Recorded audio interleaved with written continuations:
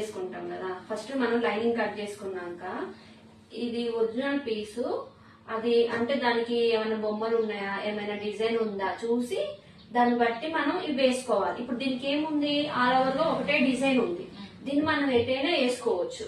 కొన్ని ఏమైతే అంటే కొన్ని నిలువుగా కొన్ని అడ్డంగా వస్తాయి, అప్పుడు మనం నిలువు వచ్చేకెళ్ళే మనం బ్యాక్ పార్ట్ గానీ హ్యాండ్స్ గానీ పెట్టుకోవాలి. ఓకేనా, అర్థమైంది కదా.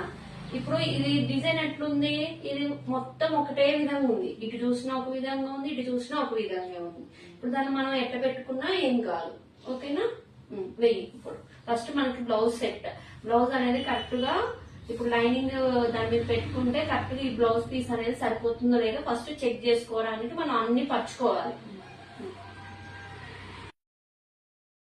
என்ன குங்குமத்தை கரைச்சவரே, நெஞ்சில் மஞ்சள் தைச்ச கூடை கையில் என்ன கொஞ்சம் பூசு தாயே.